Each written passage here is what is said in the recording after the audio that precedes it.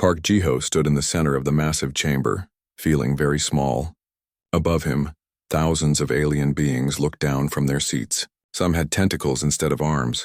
Others had crystal-like skin that sparkled under the bright lights.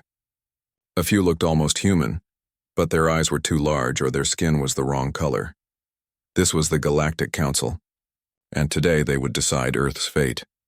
The chamber was so big that Jiho's voice needed special machines to carry his words to every corner. He had prepared for this day for months, but now his hands were shaking. Behind him sat Kim Hana, Earth's military officer. She wore her blue uniform with pride, even though everyone here seemed to hate what it stood for. "The charges against humanity are clear," announced the council speaker. A tall being with gray skin and no mouth. Its words appeared directly in everyone's mind through technology Jiho barely understood.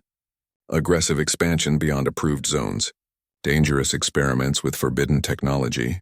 Refusal to follow proper diplomatic procedures, Jiho wanted to argue. Every charge was wrong or twisted.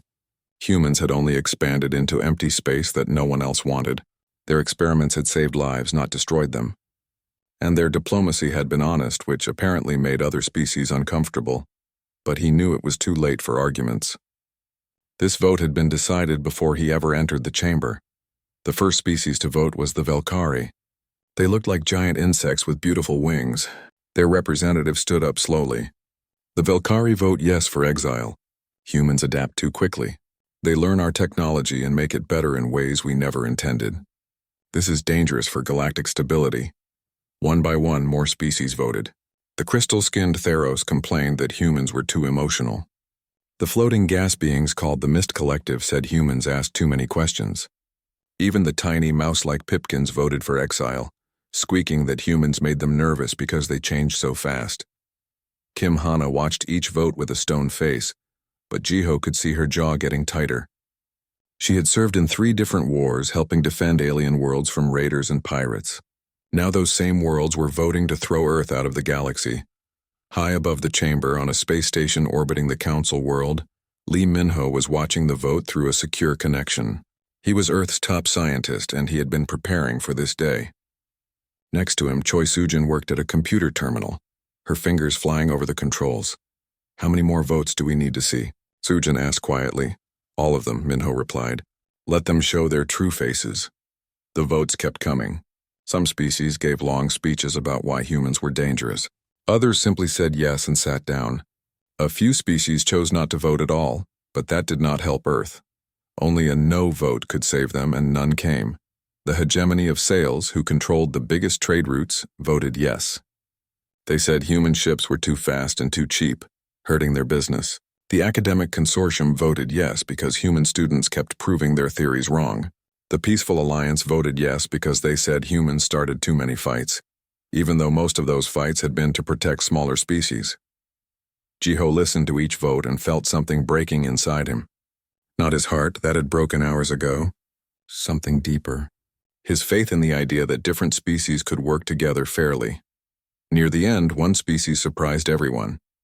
The wandering folk, who rarely spoke in council meetings, stood up. They looked almost human but were much taller and thinner. Their representative was very old with white hair and sad eyes. The wandering folk abstained from this vote, the old being said.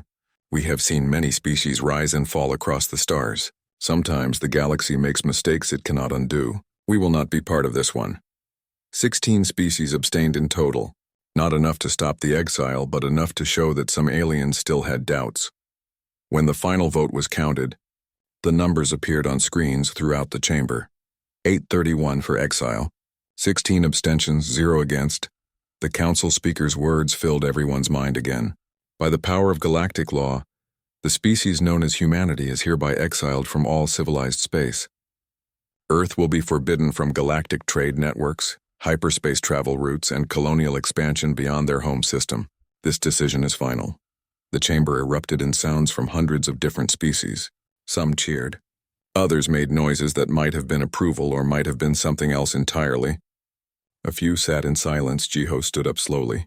He had one last thing to say, and the protocol said he could speak before being escorted out. "You vote to exile us because you fear what we might become," he said, his voice carrying clearly through the chamber. "You are probably right to fear us. but not for the reasons you think. Many aliens began making angry noises, but Jiho continued. You fear us because we change quickly. Because we adapt, because we make friends with species you have forgotten or ignored, because we ask why things must stay the same forever. Kim Hana stood up beside him, her hand resting on her weapon, not threatening anyone, just reminding them that humans did not bow down easily. We came to this council hoping to join something greater than ourselves, Jiho said. Instead, we found something smaller.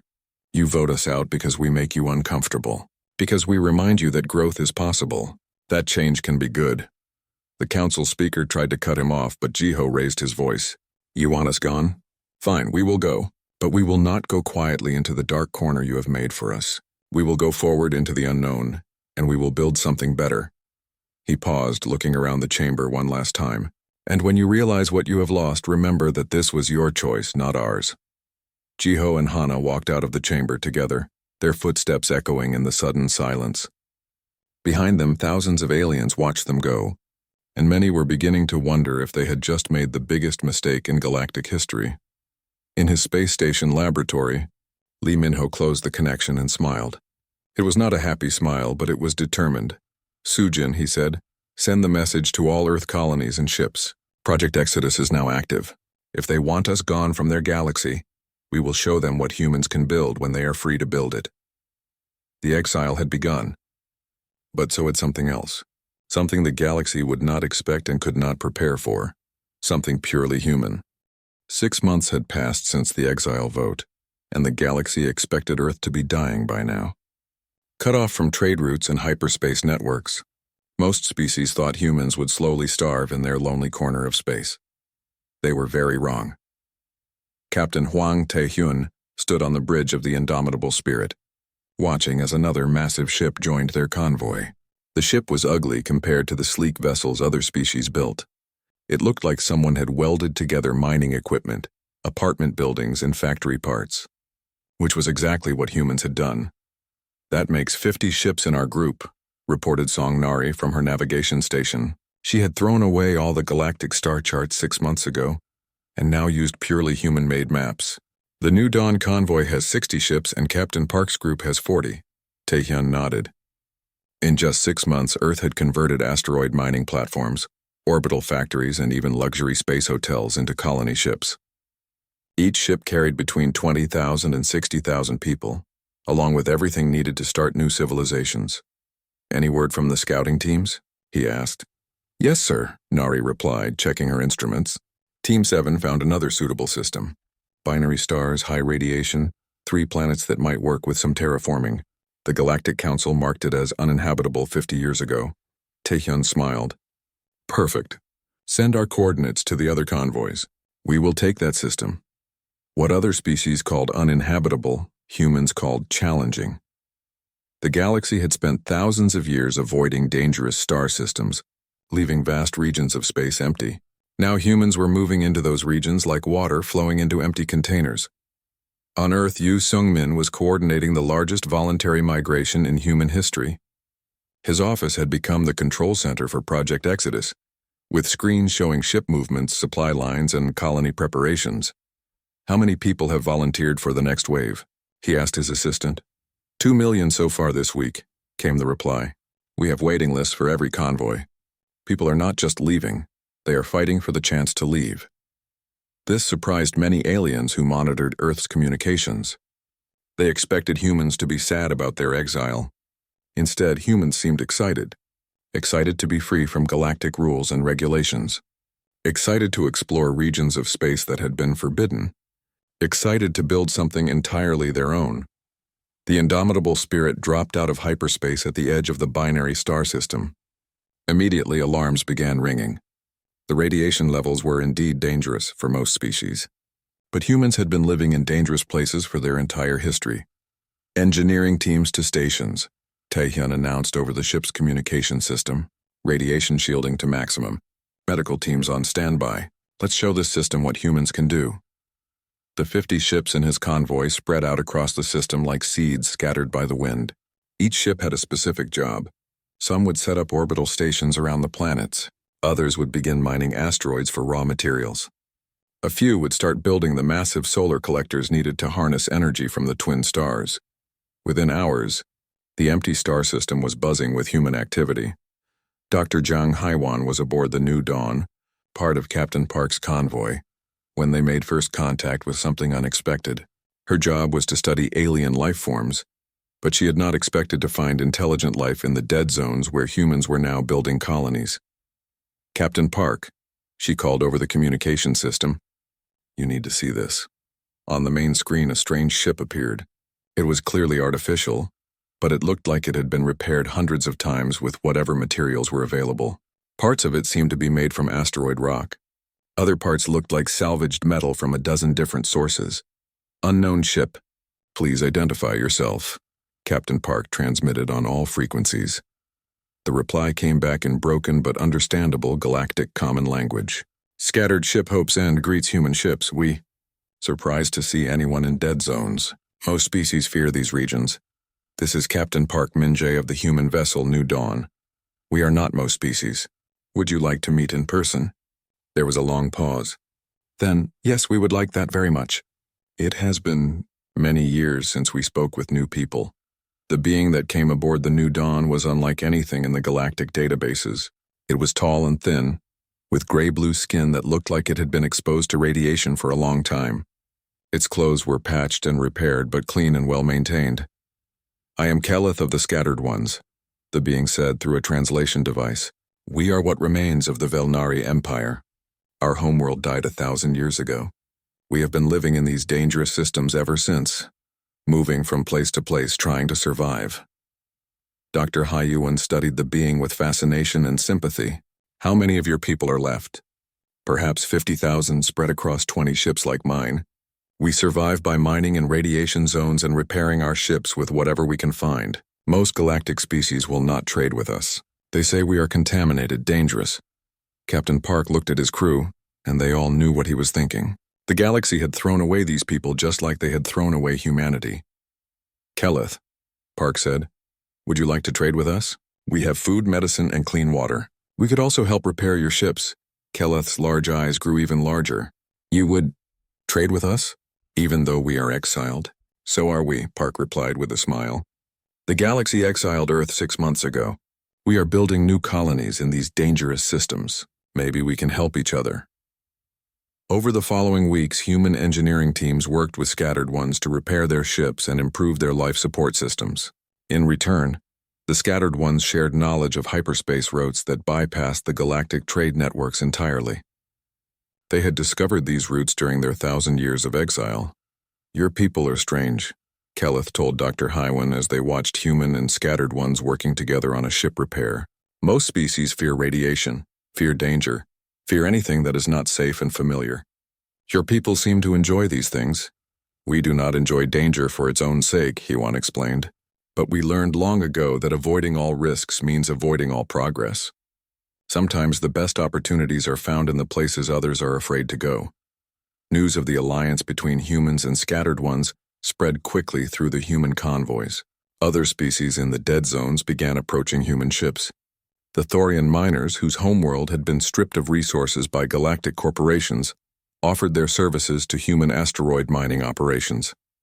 The aquatic Naya, displaced when their ocean world was terraformed by the wrong type of atmosphere, found new homes on human water worlds.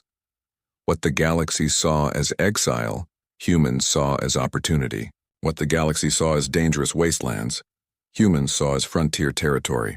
What the galaxy saw as failed or contaminated species, humans saw as potential allies and friends. Back on Earth, Yu Sung-min received reports from the growing human colonies with satisfaction.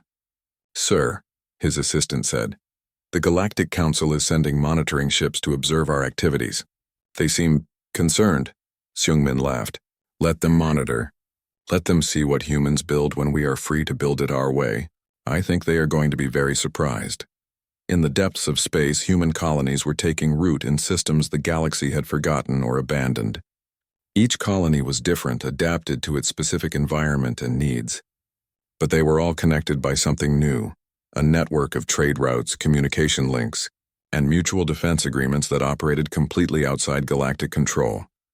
The Exile was supposed to contain humanity. Instead, it had set them free. 2 years had passed since the Exile, and the galaxy's monitoring stations were picking up signals that should not exist. Deep space sensors detected massive energy signatures from regions marked as uninhabitable wasteland on every galactic map. More troubling, these signals showed signs of organized civilization. Dr. Zhang Hewan walked through the corridors of New Sol Colony, marveling at what humans had built in such a short time. The colony was located inside a massive asteroid that had been hollowed out and converted into a city.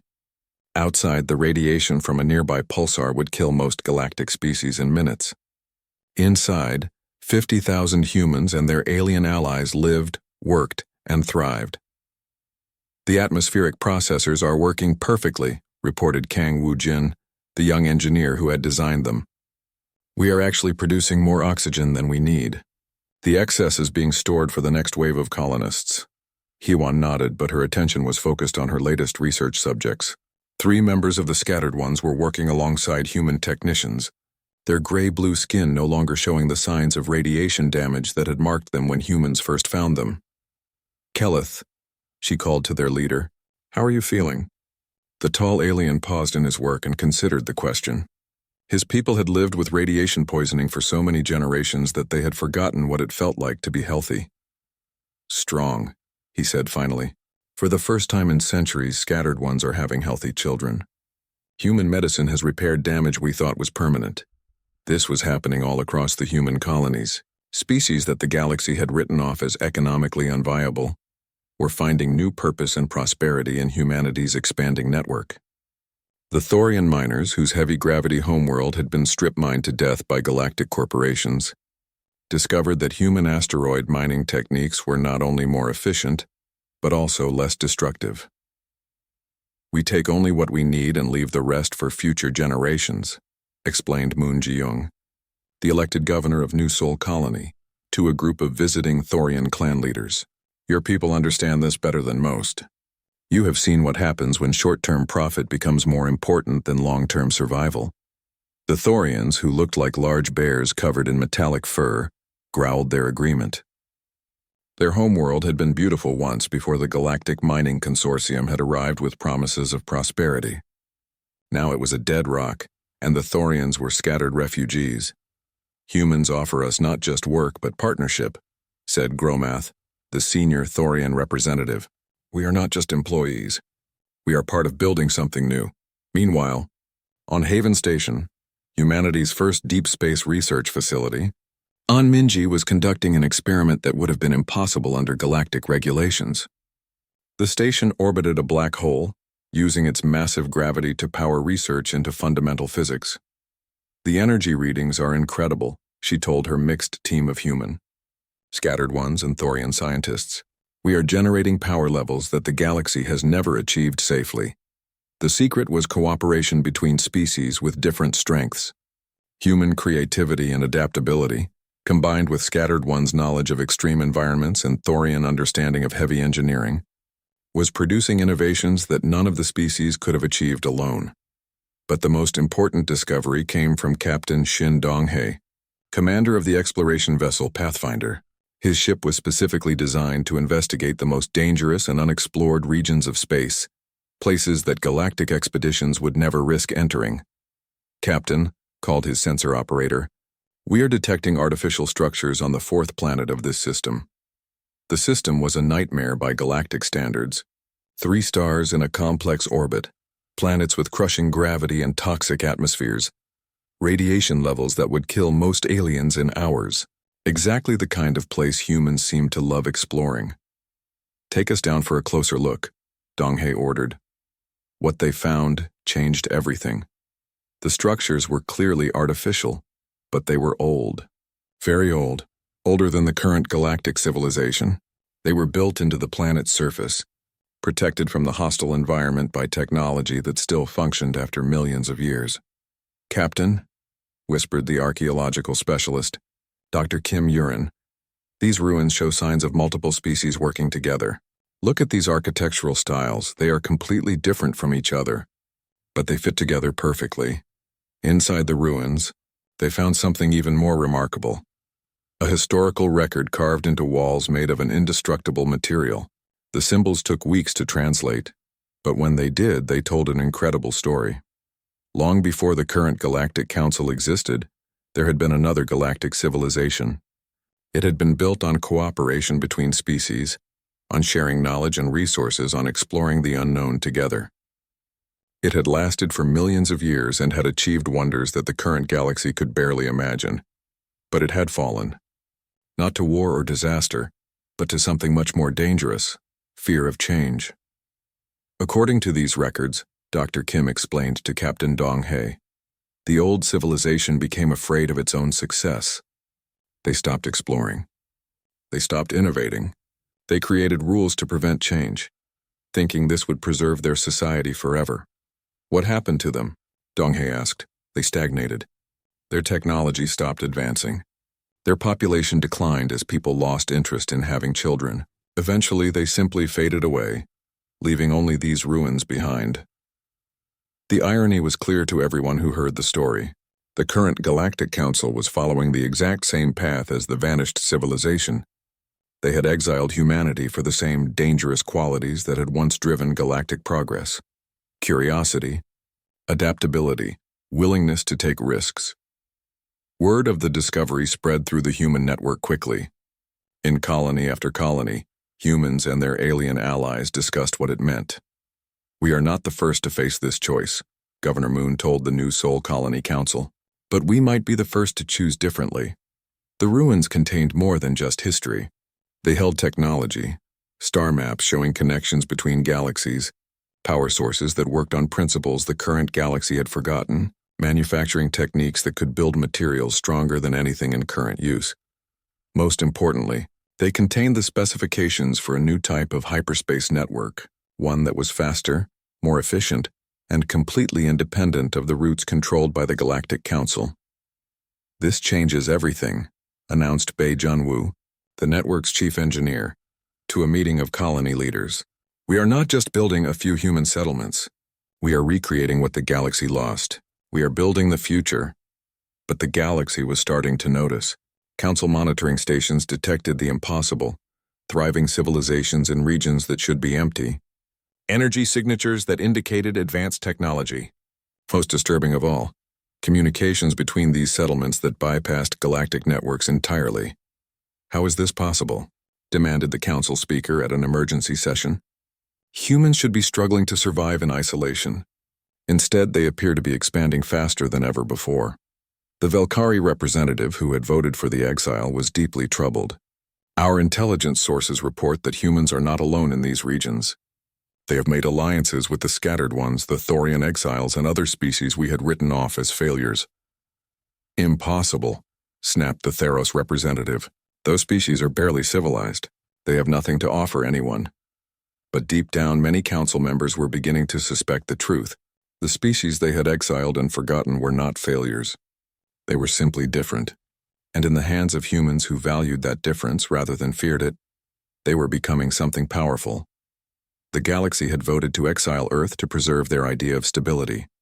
Instead, they had created something they did not understand and could not control. Something that was growing stronger every day. The human network now spanned 47 star systems, and the galaxy was beginning to panic. Bae Junwoo stood in the center of the massive control room on Unity Station, watching as the new hyperspace jump gates came online. The screens around him showed connections forming between human colonies faster than the galactic authorities thought possible. "Gate 7 is stable and ready for traffic," reported his assistant. "Jump time from New Sol to Haven Colony is now down to 6 hours, Junwoo smiled. The galactic hyperspace network took 3 days to make the same journey, assuming you could get permission to use it. The human network was not just independent, it was better. "How did the test with the heavy cargo ships go?" he asked. "Perfect, sir. We moved 1 million tons of processed materials from the Thorian mining operation to the shipyards in half the time the galactic network would take. And no fees, no permits, no questions asked." This was what terrified the Galactic Council.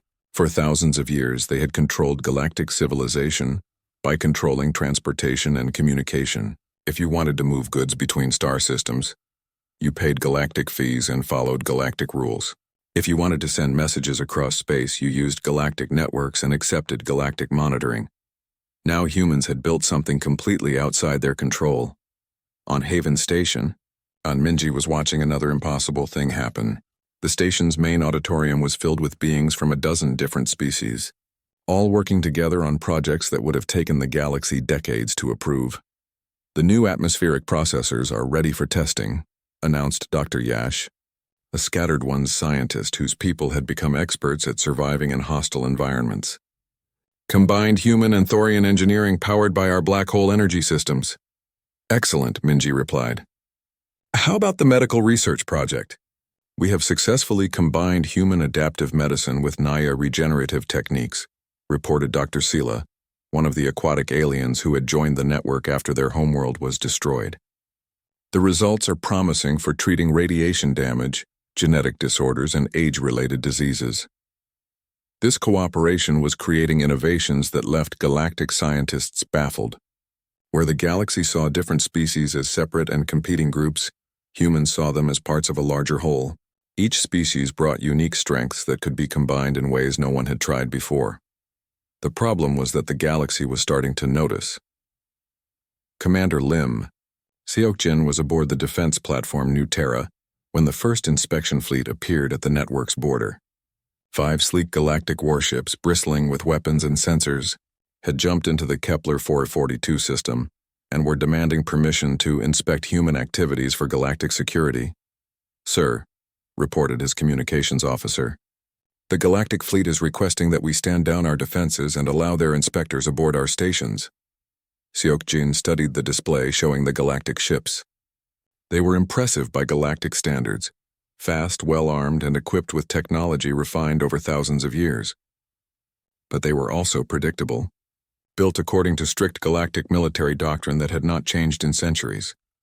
Send this message to the galactic fleet, he ordered. Welcome to the Kepler 442 system. You are free to observe our activities from your current position. However, this system is outside galactic jurisdiction, and we do not recognize your authority to conduct inspections here. The reply came back quickly and was not friendly. Human vessels, you are operating in violation of galactic exile restrictions. Stand down immediately or face the consequences. Seokjin had expected this. The galaxy had exiled humanity, but had never bothered to define exactly what that meant. They had assumed that cutting humans off from galactic networks would be enough to contain them. Sir, his tactical officer said quietly, they are powering up weapons. Raise shields, Seokjin ordered. But do not target their ships. Send a message to all colonies, code yellow. Defensive positions only. What happened next surprised the galactic fleet commanders. Instead of a few human warships responding to their threat, the entire system seemed to come alive. Defense platforms that had looked like ordinary space stations suddenly revealed hidden weapon arrays. Asteroid mining facilities transformed into missile bases. Even civilian ships began moving into defensive formations. This is Admiral Kor Thresh of the Galactic Defense Force, came an angry transmission. You are vastly outnumbered. Surrender now and we will consider minimal punishment for your violations. Seokjin almost laughed. The Galactic Admiral was thinking in old patterns. A few ships against a few ships.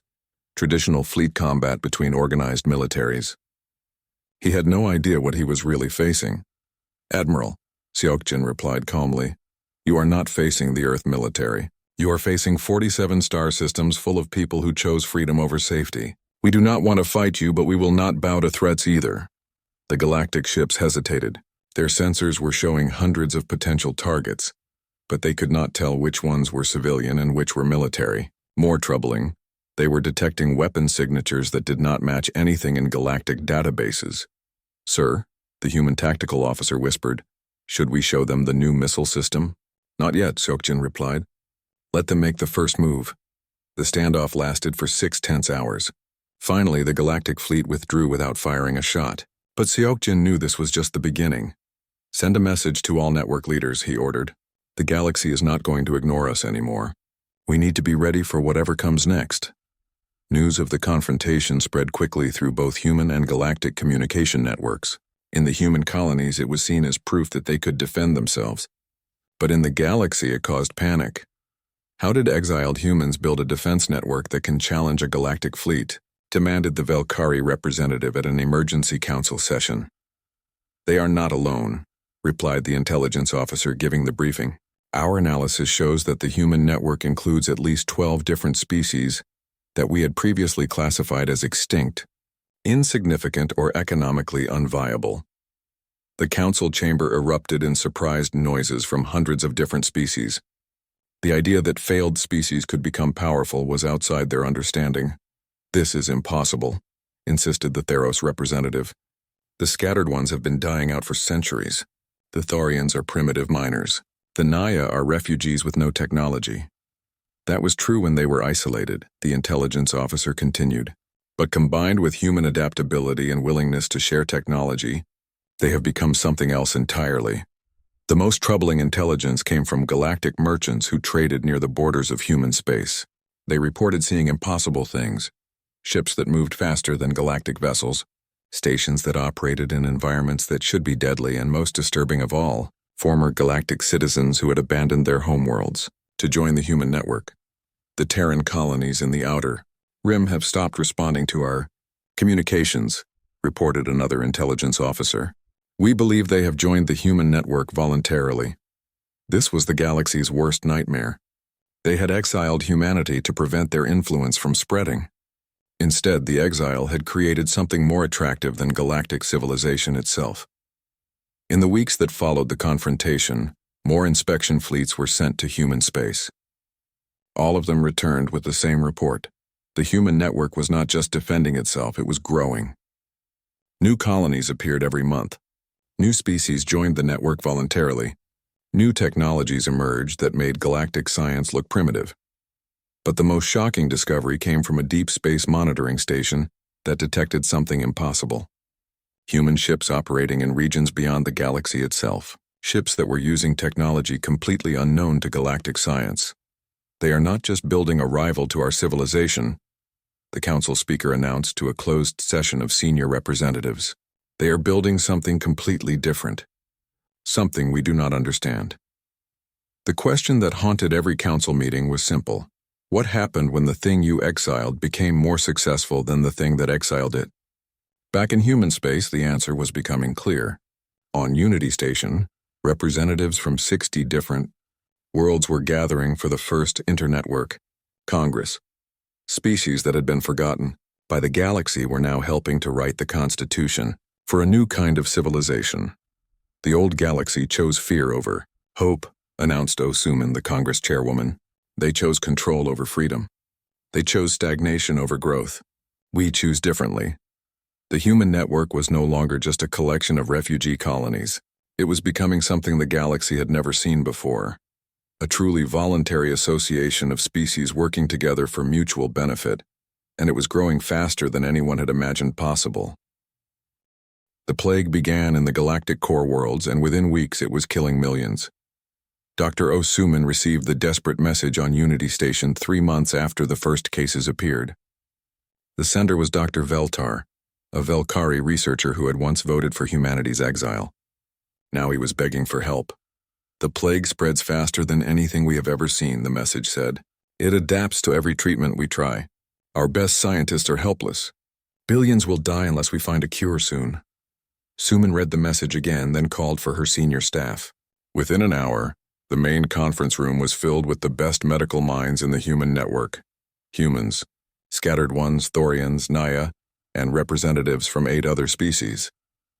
The galactic authorities have not officially asked for our help, Suman began. In fact, they are still pretending that we do not exist. But people are dying, and we have the tools to help them. Dr. Choi Minseo, the network's top disease specialist, studied the data that Dr. Veltar had secretly transmitted. This plague is unlike anything in our databases, she said. But it shows patterns similar to diseases we have encountered in the outer rim colonies. The scattered ones have dealt with adaptive diseases for centuries, added Dr. Yash. Life in the radiation zones creates pathogens that change quickly to survive. We have learned to change our treatments just as quickly. The human approach to medicine was very different from galactic standard practice, where galactic doctors followed strict protocols that took years to approve. Human doctors adapted treatments in real time, based on what worked. It was considered dangerous and unscientific by galactic authorities, but it saved lives. "I volunteer to lead the first medical team," announced Dr. Minseo. "If this plague is as bad as the reports suggest, we do not have time for proper procedures. The galactic authorities will not welcome us," warned Commander Lim Seokjin, who had joined the meeting by secure communication from the defense platforms. "They might even attack our medical ships." Suman stood up and looked around the room. "Then we go without asking permission. We save lives first and deal with politics later." Within 24 hours, the medical ship Mercy's Edge was racing toward the infected core worlds. Captain Young Hyun-woo commanded a crew that would have been impossible. Under galactic regulations, humans working alongside species that the galaxy considered extinct or inferior. "Captain," reported the ship's medical officer, "we are receiving distress calls from 17 different worlds. The plague has spread faster than anyone expected. The Mercy's Edge dropped out of hyperspace at Velkos Prime, the Velkari homeworld. The planet that had once been a jewel of galactic civilization was now under complete quarantine. Orbital stations that usually bustled with activity sat empty and dark. This is Captain Young Hyun-woo of the medical vessel Mercy's Edge," he transmitted on all frequencies. "We are here to provide medical assistance. Please respond." The reply came back weak and desperate. "Unknown vessel. This system is under quarantine by order of the Galactic Health Authority. No unauthorized ships are permitted to approach." "We understand the quarantine," Hyun-woo replied calmly. "We are medical personnel from the human network. We have experience treating adaptive diseases." There was a long pause. "Then did you say human? But humans are exiled." "This is impossible." "Many things about humans are impossible," Hyun-woo said with a slight smile. "May we beam down medical teams to assist your doctors?" Another pause, even longer. Finally, "Yes, please, we will accept help from anyone." What the Velkari doctors saw next challenged everything they thought they knew about medicine. The human medical teams did not follow any protocols they recognized. Instead of testing treatments for months before using them, the humans tried new approaches every few hours based on how the plague responded. "This is madness," whispered Dr. Veltar as he watched Dr. Minseo work. "You are changing the treatment faster than we can document it." "The plague changes every few hours," Minseo replied without looking up from her work. "So we change our response every few hours. We match its speed of adaptation. But how do you know if the treatment is safe?" Minseo paused in her work and looked at the Velkari doctor. Around them, patients who had been dying that morning were sitting up and asking for food. "Do these patients look unsafe to you?" she asked. The human approach was working, not just on Velkos Prime, but on every world where human medical teams arrived. The plague that had defeated the galaxy's best doctors was being stopped by a combination of human adaptability, Scattered One's radiation medicine, Thorian biological engineering, and Naya regenerative techniques. But the most important factor was speed. While galactic medical authorities held committee meetings to discuss proper procedures, human teams were already treating patients and saving lives. Word spread through the galaxy faster than the plague itself. Species that had spent 3 years pretending that humans did not exist were suddenly desperate for human help. But they could not ask officially without admitting that their exile vote had been wrong. Instead, they sent secret messages, desperate pleas for help that bypassed all official channels. On the bridge of the Mercy's Edge, Captain Hyun-woo was coordinating the largest medical operation in galactic history. 12 human medical ships were now operating in the core worlds, with more arriving every day. "Captain," his communications officer reported, "we are receiving a priority message from the Terran Empire homeworld. They are requesting immediate medical assistance." Hyun-woo paused. The Terran Empire had been one of the founding members of the Galactic Council. They had voted for human exile with particular enthusiasm, calling humans a dangerous infection that must be contained. Now they were begging humans to save them from an actual infection. "Set course for the Terran system," Hyun-woo ordered. "Maximum speed." The Mercy's Edge arrived at Terra Prime to find the heart of the Galactic Empire in chaos. The planet that had once been the symbol of galactic order was now a world of empty cities and overwhelmed hospitals. "This is Emergency Coordinator Theknal," came a weak transmission from the planet. We formally request medical assistance from the human network." It was the first time any galactic authority had officially acknowledged that the human network existed, the human medical teams worked for 6 weeks on Terra Prime, fighting a plague that had already killed 30 million people. They worked alongside Terran doctors who slowly began to understand that everything they had been taught about medicine was incomplete. "Your people do not just treat disease," observed Dr. Morthek, the Terran Empire's chief medical officer. "You adapt to it. You learn from it. You turn its own strength against it." Dr. Minseo nodded as she reviewed the latest treatment results. Disease is not an enemy to be destroyed. It is a problem to be solved. And like all problems, it can be solved if you are willing to think differently. The plague was finally contained, but the damage to galactic civilization went far beyond the death toll. The galaxy's medical establishment had been exposed as rigid and ineffective. Their technology, which they had thought was the most advanced possible, had been surpassed by exiled humans working with inferior species. Most importantly, the galaxy had been forced to admit that they needed humanity. "We saved 17 billion lives," reported Dr. Suman to the Network Congress. "But we also did something else. We showed the galaxy what cooperation can achieve when it is not limited by fear and bureaucracy." The political consequences were immediate and far-reaching. Several species that had voted for human exile now quietly began withdrawing from Galactic Council decisions. Others sent secret diplomatic messages to human colonies, exploring the possibility of trade agreements and cultural exchanges. The wandering folk, who had abstained from the exile vote, became the first galactic species to formally request membership in the human network. "We have watched civilizations rise and fall across the stars," their ambassador told the network. "Congress, what we see here is something new, something that grows stronger through diversity rather than weaker."